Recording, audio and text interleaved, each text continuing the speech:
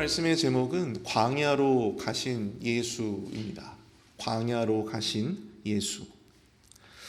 마가복음서는요, 이 복음서들 가운데서 가장 짧은 책입니다. 복음서의 엑기스만을 아주 농축해서 기록해 놓은 그러한 책이죠. 그래서 이 사건의 전개 그리고 장면의 전환이 굉장히 빠르게 움직입니다. 특별히 예수님이 본격적인 공생의 사역을 하시기 전에 경험하셨던 여러 가지의 사건들, 세례를 받으시고 또 광야에서 또 사탄의 시험을 받으시고 또 갈릴리에서 하나님의 복음을 선포하시고 또 제자들을 부르신 이런 여러 가지 사건들, 이런 여러 가지 사건들은 이 공생의 사역을 위한 준비 과정임과 동시에 앞으로 예수님의 사역이 어떻게 전개되고 또 앞으로 예수님의 사역, 이 마가복음에서 이야기하는 이 복음의 실체가 과연 어떻게 되어질 것이냐. 영화를 본다면 우리가 예고편을 보는 것이고 또 복음서의 전체적인 프리뷰를 형성하는 내용들이 바로 오늘 본문, 우리가 읽은 이 본문의 내용이라고 할 수가 있는 것입니다. 그래서 우리가 이 오늘 본문에 나온 특별히 복음서의 프리뷰, 예수님의 어떤 전체적인 복음 사역의 예고편, 우리가 이것을 확실하게 본다면 이 마가복음 전체의 어떤 주제와 또 전체적인 사역들을 이해하는 데 굉장히 큰 도움이 될 수가 있는 것이죠. 오늘 새벽에는 특별히 예수님이 공생의 사역 전에 경험하신 사건들, 이것을 바탕으로 해서 이 사건들이 주는 영적인 의미가 과연 무엇인가, 또 거기에서 우리가 실천해 나가야 할 영적 교훈들을 우리가 살펴보기를 원합니다. 첫 번째로 우리가 오늘 본문을 통해서 깨달을 수 있는 것은요, 우리의 고난이 클수록 위로와 은혜도 크다는 사실입니다. 오늘 본문 12절을 한번 보시죠. 성령이 곧 예수를 광야로 몰아내신지라. 성령이 곧 예수를 광야로 몰아내셨다. 예수님이 스스로 가신 것이 아니라 성령님이 예수님을 몰아내셨다고 합니다. 여기서 이 곧이라고 하는 이 헬라어 카이류디스, 이것은요 즉시, 당장, 이러한 아주 긴급성을 나타내는 그러한 단어라고 할 수가 있어요. 공생의 사역을 위해 성령님은 이 세례를 받으신 예수님을 긴급히 광야로 인도하셨음을 알 수 있는 대목입니다. 여기서 이 몰아내다라고 하는 단어는요, 특별히 이 내던지다, 던져버리다, 이런 의미를 가지고 있어요. 굉장히 과격한 단어입니다. 오늘 본문 뒤에 등장하는 이 34절, 39절에서 예수님이 귀신을 내쫓을 때 내쫓다라고 하는 이 단어가 바로 이 똑같은 단어가 사용되어져요. 이는 성령님께서 매우 강권적인 의지로 예수님을 광야로 인도하셨고 또한 예수님은 그것에 적극적으로 순종하셨다라고 하는 것을 의미합니다. 예수님은 광야에서의 그 모든 외로움과 척박함, 배고픔과 굶주림, 그 모든 사탄의 시험들을 그 광야의 현장 가운데에서 견뎌내셨다라고 사실입니다. 예수님은 그렇게 광야에서 무려 40일간을 머무시게 되는데요.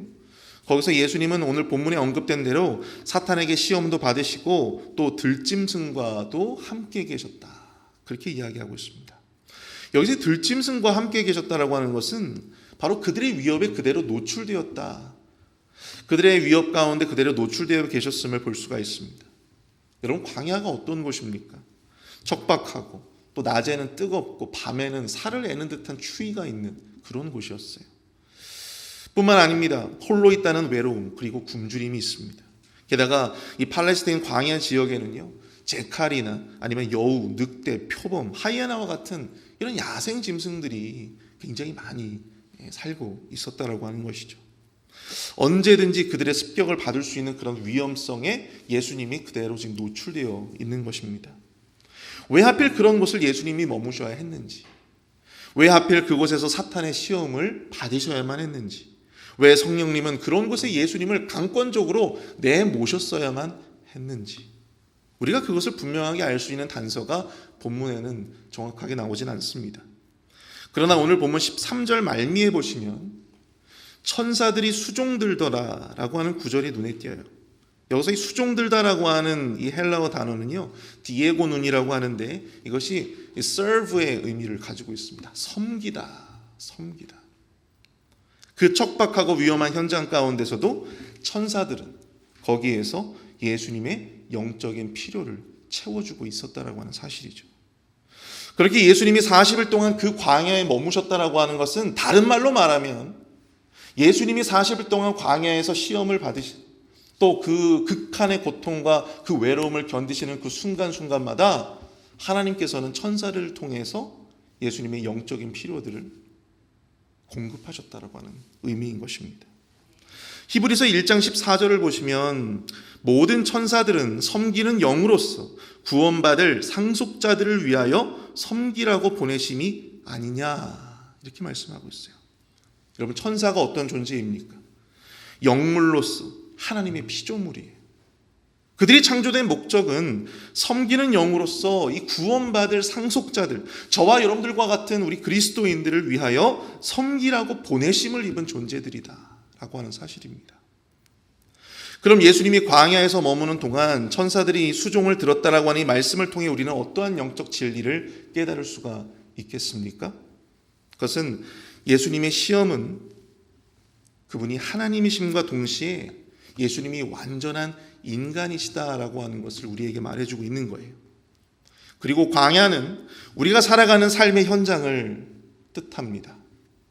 광야에 홀로 계신 예수님은 바로 이 우리 자기 자신에게 주어진 인생을 홀로 외로이 그것을 견디면서 살아가는 저와 여러분들과 같은 우리의 인생을 뜻하는 것입니다. 들짐승들의 위협은 무엇을 의미합니까? 매일같이 우리의 삶을 흔들고 위협하는 삶의 문제들, 삶의 고통들을 의미합니다. 또한 사탄의 시험은 우리 인생 가운데 계속되어지는 사탄의 유혹과 시험들을 의미하는 것이죠. 결국 광야에서 예수님의 모습은 앞으로 이 예수님이 전하는 그 복음을 들고 그 복음을 영접하고 살아갈 수많은 그리스도인들, 그 그리스도인들의 삶의 현장이 과연 어떠할 것인가? 복음을 가진 그 그리스도인들의 삶의 현장이 과연 어떠할 것인가를 보여주고 있다고 하는 사실입니다. 미리 보여주고 있다고 하는 거예요. 복음을 영접한 수많은 그리스도인들의 삶이 얼마나 외롭고 치열하고 고통스러울지를 예수님은 그것을 미리 경험하시고 또 그것을 읽는 독자들로 하여금 미리 보여주시고 있다고 하는 겁니다. 근데 중요한 것은 그 험한 광야와 같은 인생 가운데서도 하나님은 여전히 천사들을 통해서 우리를 향한 은혜와 또한 도움을 주고 계셨다라고 하는 사실이죠. 광야에서 예수님의 시험은 앞으로 우리의 삶이 얼마나 힘들고 고단할지를 보여주시는 것이기도 하지만 반대로 그만큼 우리를 도우시고 또한 우리와 함께 하시는 하나님의 역사를 더욱더 깊이 체험하고 경험할 수 있는 은혜의 현장이 되기도 한다라고 하는 사실입니다. 광야에서 예수님을 위해서 수종들었던 수많은 천사들이 우리 그리스도인들의 삶의 현장에서도 똑같이 우리들을 섬기고 또한 영적인 필요들을 채워주실 것이기 때문입니다. 그러므로 우리 그리스도인들은요, 이 고난에 대한 막연한 두려움과 또 막연한 불안을 거두어야 합니다. 광야와 같은 우리의 인생에 가져다주는 그 외로움과 척박함이 아니라 그 속에서도 여전히 우리와 함께 하시는, 보이지 않는 곳에서 우리의 영적인 공급, 우리의 삶의 그 모든 필요들을 채워가시는 그 하나님의 놀라운 역사를 경험하는 은혜의 현장임을 우리가 깨달아야 한다고 하는 사실이죠. 광야와 같은 인생일수록 우리가 경험하게 될 하나님의 위로와 또한 사랑이 클 줄로 믿습니다. 광야와 같은 인생을 살며 외로움을 느끼고 두려움과 불안 속에 사시는 분들이 있습니까? 그 가운데 충만하게 부어주실 하나님의 위로를 기대하시기를 축복합니다. 하나님의 도우심과 공급하심으로 말미암아 광야에서의 우리의 삶이 젖과 꿀이 흐르는 약속의 땅과 같이 여겨지게 되는 놀라운 은혜가 저와 여러분들에게 함께 하시기를 축복합니다. 두 번째로 우리가 오늘 본문을 통해서 깨닫게 되어지는 두 번째 영적 교훈은요, 바로 하나님의 일은 사람이 아니라 하나님이 이루신다라고 하는 사실입니다. 하나님의 일은 사람이 아니라 하나님이 이루신다. 본문 14절과 15절을 한번 보실까요? 요한이 잡힌 후에 예수께서 갈릴리에 오셔서 하나님의 복음을 전파하여 이르시되 때가 찼고 하나님의 나라가 가까이 왔으니 회개하고 복음을 믿으라 하시더라. 요한이 잡힌 후에 예수님이 갈릴리에 오셨다고 합니다. 왜 요한이 잡혔을까요? 당시 유대는 여러 지역을 분봉왕들이 다스리고 있었습니다. 그런데 이 갈릴리 지역을 다스리는 분봉왕이 있었는데 그 사람의 이름이 바로 헤롯 안티파스라고 하는 사람이었어요. 근데 그 사람에게는 이복 동생이었던 빌립이라고 하는 이 사람이 있었는데요. 그 사람의 아내가 헤로디아라고 하는 여인인데 자신의 이복 동생의 아내를 자신의 아내로 삼은 거예요. 자기 동생의 아내를 아내로 삼은 겁니다. 그리고 그들의 죄를 지적하는 이 세례 요한, 그것은 분명한 죄다라고 지적하는 세례 요한의 그런 지적이 마음에 들지 않았던지 세례 요한을 감옥에 가두게 되었다고 하는 것이죠. 이렇게 세례 요한이 그렇게 감옥에 갇히고 난 후에 그의 자리를 대신해서 예수님이 이 갈릴리 현장에 나오셔서 바로 회개와 복음을 선포하시게 되는 것입니다. 세례 요한의 시대가 끝나고 이제 비로소 예수님의 시대가 도래하게 된 것입니다. 그 전까지 세례 요한은 회개하고 하나님께 돌아오라는 메시지만을 선포했지만 이제 예수님은요, 그 메시지에 더불어 복음을 믿어라, 그렇게 말씀하고 있습니다. 세례 요한은 비록 영어의 몸이 되었지만 예수님은 오히려 더 구체적으로 복음의 메시지를 선포하세요. 그리고 하나님 나라의 확장을 세례 요한에 이어서 그 사역들을 감당해 나가신다라고 하는 사실입니다. 여러분들, 우리가 구원은 단순히 우리가 그냥 죄를 회개한다고 해서 구원이 주어지는 게 아닙니다. 회개와 함께 무엇이 있어야 됩니까? 바로 예수님의 복음을 우리가 영접해야 되는 거예요. 예수님의 복음을 우리가 믿고 받아들여야 하는 것이죠. 예수님을 나의 새로운 주인으로 모셔 드려야 합니다. 바로 이런 영접의 과정, 그래야 구원이 완성되는 거예요. 예수님은 앞으로 공생의 기간 동안 이 메시지를 계속해서 선포해 나가실 것입니다. 그리고 예수님의 공생의 사역이 보여주고 있는 것도 이 궁극적으로 이 회개와 복음의 메시지였어요. 세례 요한이 잡히고 난 후에 예수님이 그 자리를 대신해 복음을 증거하는 이 사건은 앞으로 전개될 공생의 사역의 이제 예고편이라고 해도 과언이 아닐 것입니다. 요한이 잡히고 예수님이 복음을 선포하신 이 사건, 궁극적으로 이것은 우리에게 어떠한 영적인 메시지를 주고 있을까요? 그것은 이 땅 가운데 드디어 예수님의 시대가 열렸다는 것입니다.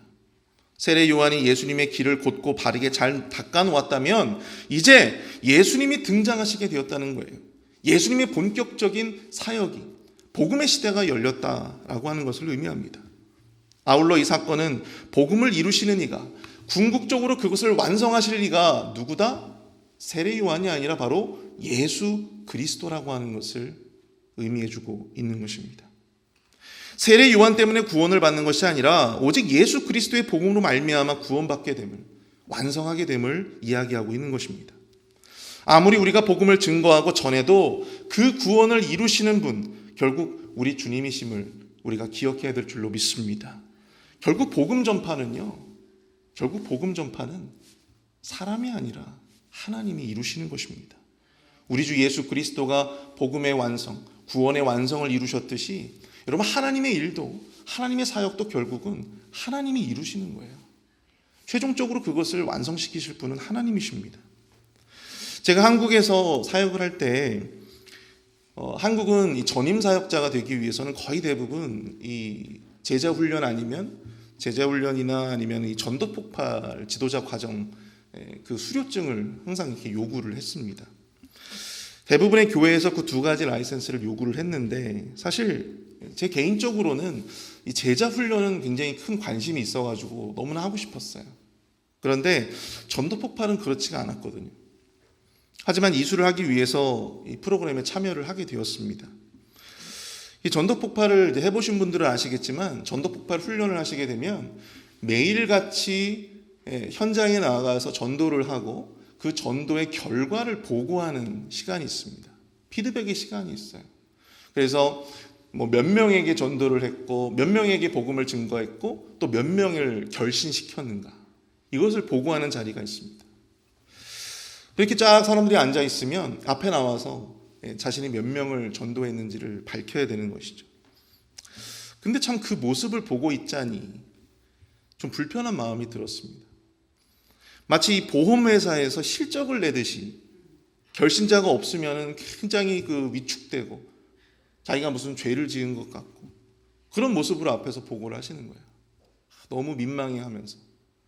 근데 또 많은 사람에게 복음을 증거하고 또 이 결신의 열매가 많은 사람들은요, 또 굉장히 또 의기양양하게 자기가 한 그거를 과시하면서 이제 그렇게 막 보고를 하는 거예요. 근데 그 모습이 목회자의 한 사람으로서 굉장히 좀 불편하게 와닿게 되었습니다.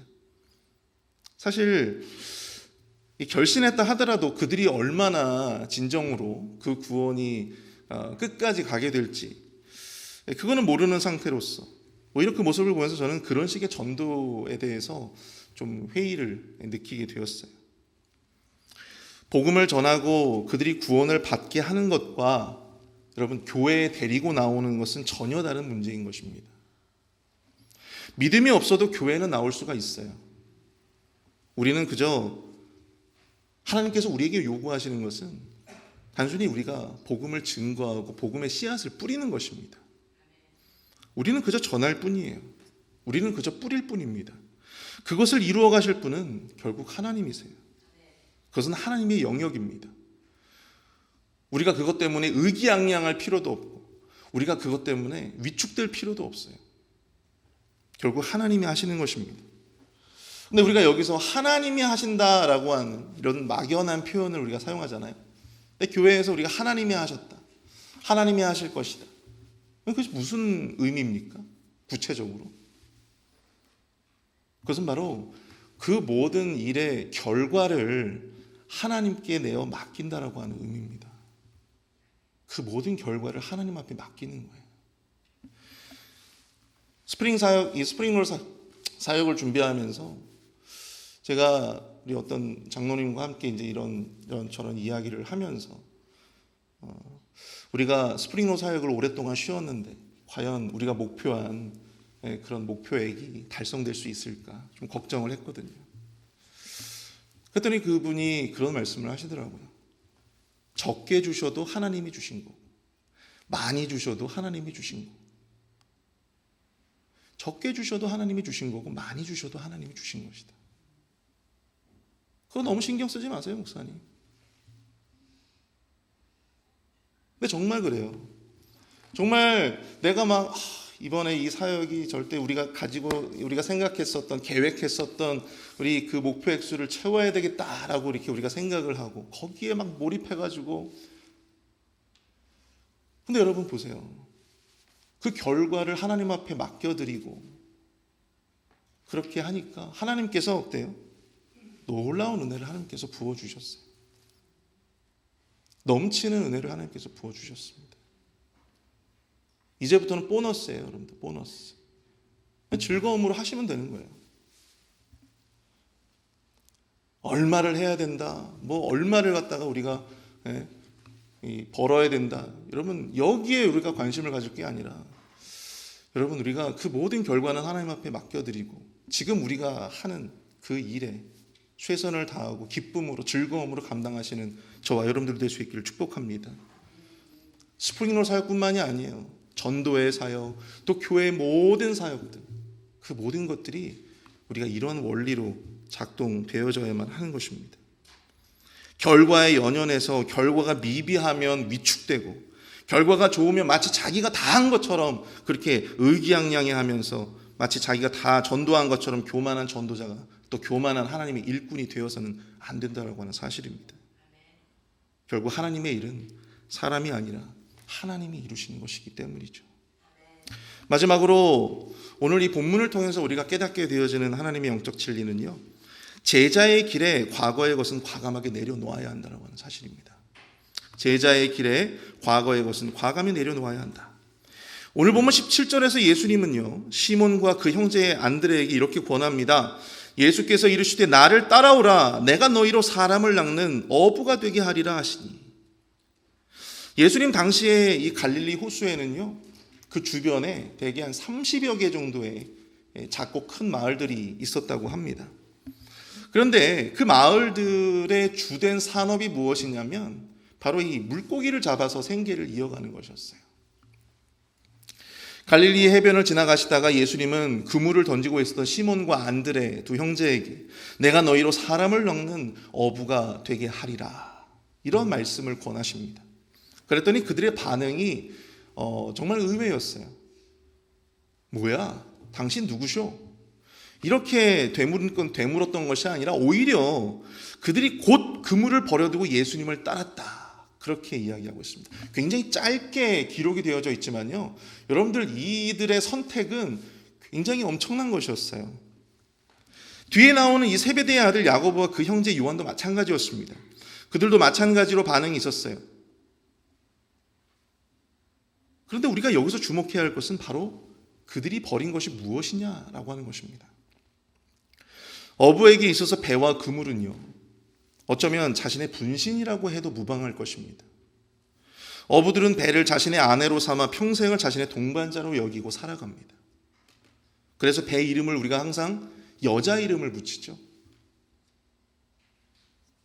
그런데 이 어부들이 자신의 분신과도 같은, 자신의 삶의 현장과도 같은 이 배와 그물을 버려두고 새로운 삶을 찾아 떠난다는 것.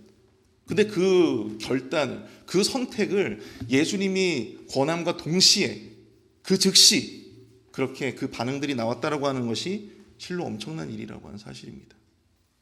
목회자가, 저와 같은 목회자가 이 교회라고 하는 것을 이 떠나는 것과 마찬가지의 어떤 큰 사건인 거예요. 근데 중요한 것은 그러한 선택이 매우 즉각적으로 이루어졌다는 것이죠. 그 어떤 고려나 생각을 할 겨를이 없이 즉시 그들은 배와 그물을 버려두고 예수님을 쫓았다라고 하는 사실입니다. 이것이 의미하는 바가 과연 무엇일까? 예수님은 분명 그들에게 고기를 낚는 어부가 되어달라 하지 않으셨습니다. 사람을 낚는 어부가 되게 하리라고 말씀하셨죠. 고기를 낚는 어부가 된다면 모를까, 사람을 낚는 어부에게 이 배와 그물은 더 이상 필요가 없는 것들입니다. 그러니 과감하게 버려야죠. 사명의 길을 찾아 떠나는 이들에게 준비해야 할 것이 있고 마땅히 버려야 할 것이 있습니다. 사명의 길을 걷겠다는 사람들이 자꾸만 이 과거에 얽매여서 사명에 필요 없는 것들을 자꾸만 생각하고 거기에 연연해하고 또 거기에 미련을 버리지 못하고 옆에 끼고 간다고 생각을 해보십시오. 그 사명의 길을 제대로 걸어갈 수가 있겠습니까? 버려야 할 것을 과감하게 버리고 마땅히 준비해야 할 것을, 소유해야 할 것을 준비해야 하는 것, 그것이 사명의 길에 마땅한 것이죠. 사람을 낚는 어부에게 배와 그물은 더 이상 필요가 없습니다. 그것은 고기를 낚는 어부에게나 필요한 것입니다. 사랑하는 성도 여러분, 내가 그동안 가져왔던 나의 생각과 나의 꿈과 나의 경험과 나의 욕망, 이것을 내려놓을 수 있어야 우리 하나님께서 여러분들이 걸어가시는 그 사명의 현장 가운데 여러분들이 반드시 필요한 그 삶의 모든 것들을 하나님이 다시 채워주시는 것입니다. 우리가 그것을 버리지 못한다면, 내 손에 움켜쥐고 있는 바로 이것을 놓지 못한다면 여러분, 하나님께서 우리에게 부어주시는 새 것을 우리는 누리지 못한다라고 하는 사실이에요. 사명의 길을 간다고 하는데 자꾸만 유명해지고 싶고 내 이름을 내고 싶고 성공해서 돈을 벌고 싶은 사람들에게, 또한 사람들에게 큰 영향력을 끼치고 나의 영향력을 더욱더 확장시켜 나가고 싶어 한다면 여러분, 그것은 더 이상 사명의 길이 될 수 없습니다. 사명인 척하는 세속을 쫓는 것이죠. 주의 자녀로 살기로 작정하셨습니까? 그리스도인으로 또 하나님의 일꾼으로 살아가기로 작정하셨습니까? 참된 그리스도인으로 살기로 여러분들 다짐하셨습니까? 그 삶에 불필요한 것들을 과감하게 내려놓으시기를 축복합니다. 그럴 때 비로소 우리 하나님이 우리에게 필요한 새 것들을 채워주십니다. 우리에게 진정 필요한 것들을 우리 주님께서 채워주십니다. 우리 믿음이, 이 결단이 오늘 이 말씀을 대한 우리 모두에게 함께 할 수 있기를 축복합니다. 우리 다 함께 오늘 말씀을 생각하시면서 우리 합심해서 함께 기도하기를 원합니다. 광야와 같은 우리 인생 속에서 천사들을 통해 도우시고 공급하시는 하나님의 그 놀라운 그 세밀한 역사를, 그 은혜를 비로소 우리가 삶을 통해 깨닫게 하여 주시옵소서. 하나님의 일은 내가 아니라 주님이 이루심을 깨닫게 하여 주시고 주의 일을 감당하는 데 불필요한 이전의 것, 과거의 것 과감하게 버리고 하나님이 공급하시는 새 은혜를 경험할 수 있도록 인도하여 달라고 우리 시간 함께 기도하며 나아가도록 하겠습니다.